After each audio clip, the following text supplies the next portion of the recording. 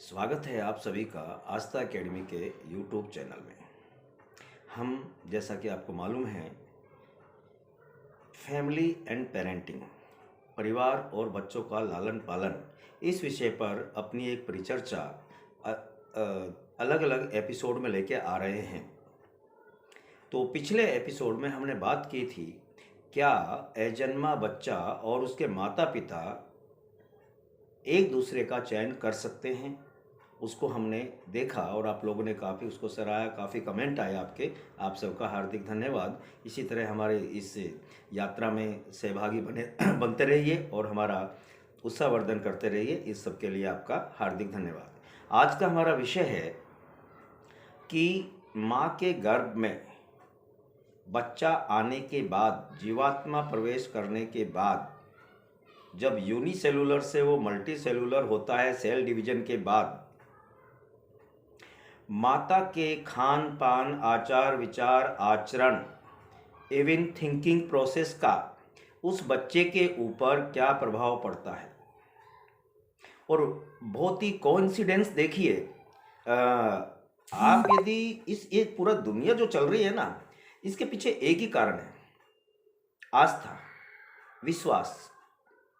आपका जिसमें विश्वास है, यूनिवर्स आपको वही देता है। मैं आज सोचा ये इस पे एक वीडियो बनाऊंगा और आज ही मैंने कहीं पढ़ा, एडवांस साइंस जर्नल का एक आर्टिकल पढ़ रहा था। उसमें उन्होंने उल्लेख किया कि बच्चे में जैसे जैसे 3 से 4 महीने का भ्रूण होता है, एम्ब्रॉय होता है, उसमें जब अलग अलग ऑर्गन डेवलप होने लगते हैं तो वो बच्चा जो है, भाषा, जिस परिवेश में माता पिता बात करते हैं उसको एडॉप्ट करने लगता है। और जो जो आवाज़ें, जो जो ध्वनियाँ वो सुनता है उस दौरान, जन्म के उपरांत यदि उन्हीं को रिपीट किया जाए, उन्हीं ध्वनियों की ओर, तो वो उनकी तरफ आकर्षित होता है। तो जो लोग इंडियन कल्चर और माइथोलॉजी को एक मिथक के रूप में प्रस्तुत कर रहे थे या मानते हैं, उनके लिए मैं बताना चाहूँगा, जब तक कोई चीज़ हमारे सामने एक ठोस सबूत के आधार पर एक तार्किकता के साथ प्रस्तुत ना की जाए तो वो हमको मिथक ही लगता है।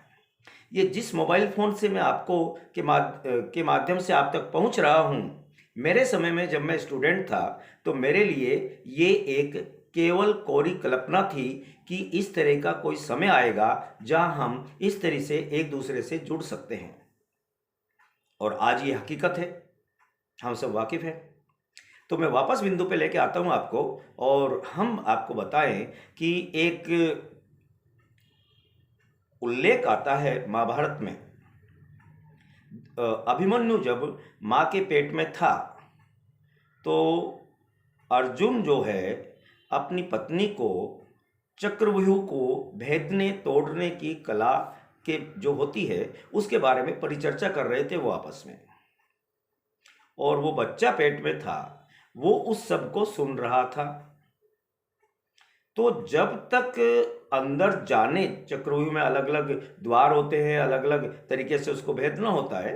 ये एक अलग रणनीति है जो महाभारत जिन्होंने पढ़ी होगी उन्होंने उसका विश्लेषण भी किया होगा, देखा होगा, तो पढ़ा होगा उसके बारे में। तो जब अंदर जाने तक का वर्णन तो उसने सुन लिया, उसके उपरांत माता को नींद आ गई और आगे का किस्सा वो नहीं सुन पाया कि बाहर कैसे निकले। और यही घटना महाभारत के युद्ध में अभिमन्यु के साथ हुई। उन्होंने जब ये अर्जुन जो है बहुत दूर चले गए युद्ध करते हुए, तो उन्होंने एक विशेष परियोजना बनाई कि कल हम चक्रव्यूह बनाएंगे। कौन आएगा? अर्जुन तो है नहीं। तो फिर अभिमन्यु गए और उसके बाद क्या हुआ आप सब जानते हैं। तो मैं आपको केवल ये बता रहा था कि इस चीज़ को, ये केवल एक कोरी कल्पना नहीं है, रियलिटी है। और उस एडवांस जर्नल में जो मैंने पढ़ा उसमें ये था कि उन्होंने अलग अलग एक्सपेरिमेंट किए और माँ के पेट में जो बच्चा है उसको अलग अलग ध्वनियाँ सुनाई गई और उनका रिकॉर्ड रखा गया कि इस बच्चे को जो माँ के गर्भ में हैं, यानी पर्टिकुलर मान लीजिए XYZ माता को कौन कौन सी ध्वनियाँ सुनाई गई, और वो ध्वनियाँ सुनाने के उपरांत जब बच्चे का जन्म हुआ, बच्चा 1 महीना 2 महीने का हुआ, तो वही ध्वनियाँ वापस रिपीट की गई। तो बच्चा अचानक उनकी तरफ मुड़ गया, यानी लेटा हुआ बच्चा ऐसे देखने लगा, यानी वो चीज उसके मस्तिष्क में ऑलरेडी पहले आ चुकी थी। तो इस पूरे परिदृश्य के माध्यम से मैं आपको ये समझाना चाहता हूं कि माँ के पेट में जो बच्चा होता है उसके ऊपर माता का, परिवार के परिवेश का, परिवार में होने वाली परिचर्चा, बातचीत, लहजा, टोन, खान पान, सबका असर पड़ता है। हम में से जो जॉइंट फैमिली में रहते हैं और जो मेरे या मेरी उम्र से बड़े हैं, वो अच्छी तरह जानते हैं कि पहले ज़माने में, यानी आज से 50-60 साल पहले, आज भी गांव में ऐसा होता है, जब पेट में बच्चा आता है तो माताएं, दादी माँ या और जो भी बुजुर्ग महिला है, वो हिदायत देती है उस पर्टिकुलर महिला को, माता को, ये खाना है और ये नहीं खाना है, ऐसा करना है और ऐसा नहीं करना है। साथ में वो इतना भी बताती हैं कि आपको इन दिनों में अपना आचरण शुद्धतम रखना है। आज क्योंकि जो आप खाते हैं, ये तो साइंस है, जो खाते हैं वही नरिशमेंट बच्चे तक पहुंचता है जो माता खाती है।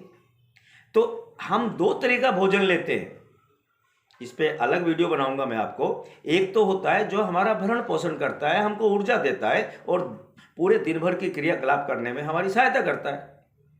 एक भोजन होता है मस्तिष्क का भोजन, जिसमें हर वक्त विचार जाने अनजाने चलते रहते हैं, पॉजिटिव नेगेटिव एक साइकिल चलती रहती है, और अनेकों बार हम उस साइकिल में ट्रैप हो जाते हैं, चाहे नेगेटिव हो या पॉजिटिव हो, और वो ट्रैपिंग जो है हमको वैसे ही परिणाम लेके आती है।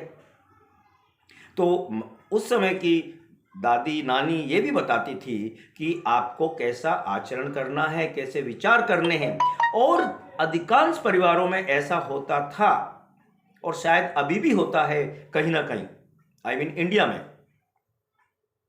कि जब बच्चा माँ के पेट में आता है तो डेली वो गायत्री मंत्र या अपने अपने धर्म के अनुसार धार्मिक जो उपदेश हैं उन सबको सुनने के लिए परिवार प्रेरित करता है, क्योंकि उसका सीधा प्रभाव बच्चे के अंदर जो कॉन्शियसनेस का डेवलपमेंट हो रहा है, चेतना का जो विकास हो रहा है, उसके ऊपर सीधा प्रभाव पड़ता है, बिल्कुल सीधा प्रभाव पड़ता है।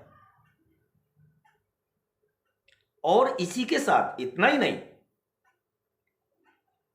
ये करोगे, ये खाओगे तो बच्चे का ऐसा रंग होगा, ये करोगे तो ऐसा रंग होगा, ऐसा करना है, ऐसा नहीं करना है, ये सारी चीजें बताते थे।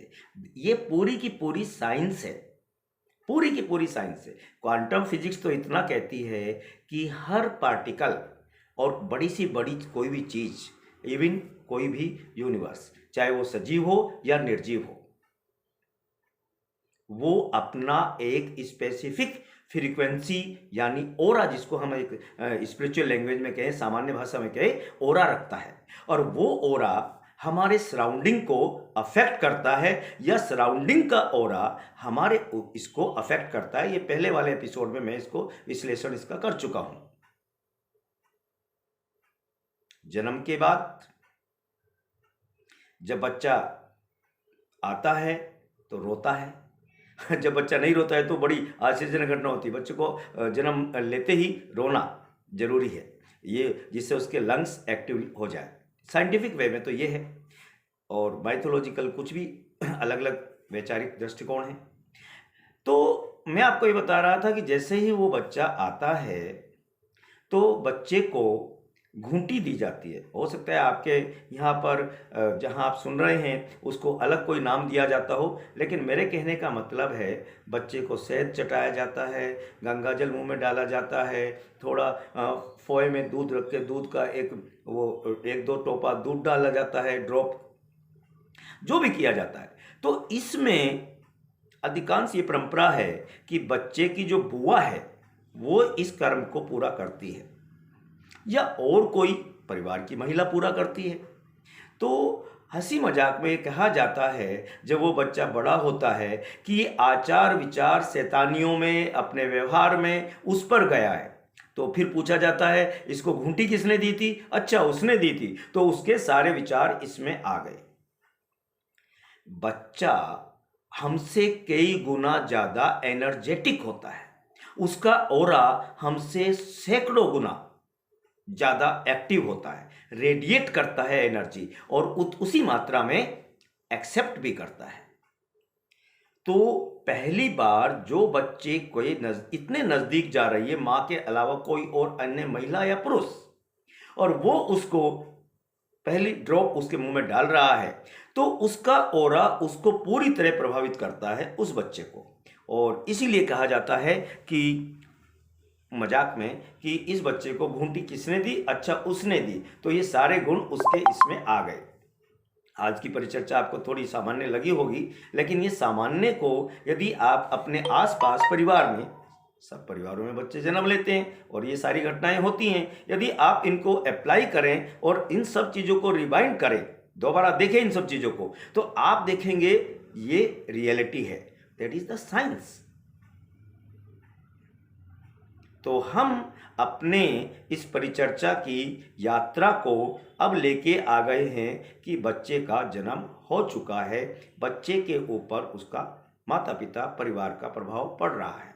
तो अगले एपिसोड में हम लेके आएंगे कि 1 से लेकर के 5 साल तक के बच्चे में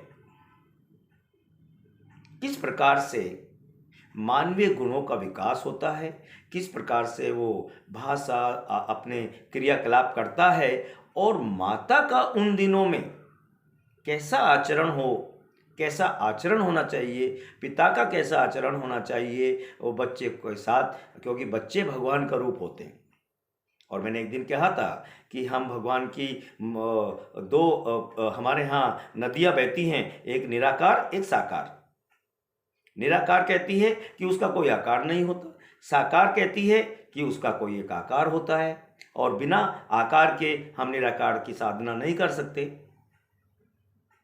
तो निराकार माने यहाँ पर ऊर्जा, परमात्मा माने ultimate source of the energy for this universe.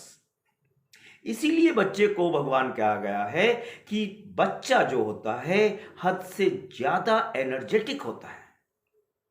Maximum frequency पर, पॉजिटिव फ्रीक्वेंसी पर वो अपने सराउंडिंग में क्या करता है, उनको क्या नाम है, एनर्जी को रेडिएट करता है। अच्छा, एक और घटना बताऊं आपको। जब बच्चा जन्म लेता है, जन्म के बाद महीने, 2 महीने, 4 महीने, 5 महीने, 6 महीने का होता है, तो बच्चा रो रहा है, और माता या पिता या और किसी मेंबर के अलावा तो 3rd पर्सन, 4th पर्सन या पड़ोसी या कोई उसको गोद में ले तो बच्चा चुप नहीं होता। लेकिन माता गोद में ले लेती है, बच्चा अचानक से चुप हो जाता है। ये जो है ये ओरा है। ये क्या है? ओरा है। सबसे पहले सबसे ज्यादा 9 महीने पेट में मां के रहा, मां का पोषण लिया, भावात्मक भी और शारीरिक भी। ये पोषण बच्चे ने लिया। सबसे ज्यादा प्रभाव मां का पड़ता है। मां की गोद में आके एकदम से शांत हो जाता है। कारण यह है कि मां का जो ओरा है उसकी फ्रीक्वेंसी पूरी तरह बच्चे के ओरा से मैच करती है, इसलिए वो तुरंत चुप हो जाता है। आप कहेंगे आप ये ओरा क्या लगा रहे हैं, ये क्या फ्रीक्वेंसी और ये लगा रहे हैं, यही रियलिटी है। और मैंने अभी कहा था इस एपिसोड के शुरुआत में, ये पूरी दुनिया कुछ ऐसे सीक्रेट लॉ से चल रही है जिनको साइंस में कहें तो न्यूटन के गुरुत्वाकर्षण कह लीजिए, या रिलेटिविटी थ्योरी ऑफ आइंस्टीन कह लीजिए, और साइकोलॉजी में कहें तो अलग अलग थ्योरीज हैं, ऐसे ही फिलॉसफी अलग कहती है। लेकिन सबका निष्कर्ष एक ही निकलता है कि व्यक्ति के अंदर जो बिलीफ सिस्टम पैदा हो जाता है, बिलीफ पैटर्न डेवलप हो जाता है, और उसकी उसमें आस्था हो जाती है। यूनिवर्स वैसा ही देता है। मीरा को जहर दिया गया, मीरा ने कहा अरे ये तो अमृत है, पी लिया, कुछ नहीं हुआ। ये आस्था है। तो अगले एपिसोड में हम लेके आएंगे 1 से 5 साल के बच्चे के ऊपर परिवार के सदस्यों का व्यवहार का, आचार विचार का, खान पान का क्या क्या प्रभाव पड़ता है। और हमें प्लीज़ कमेंट करके बताइए कि हमारा ये प्रोग्राम आपको कैसा लग रहा है। आने वाले समय में हम आपको बताएंगे कि बहुत सारी घटनाएं, जो जैसे बच्चा 6-7 साल स्कूल जाता है तो कौन कौन सी घटनाएं हैं, माता पिता को क्या सावधानियां रखनी चाहिए, बच्चे के का बिहेव कैसा होना चाहिए। यदि ऐसा नहीं है, मैं ये नहीं कह रहा हूं कि you are the controlling authority, you are the authority to develop a complete civilized cultured citizen for the society. Thank you, धन्यवाद।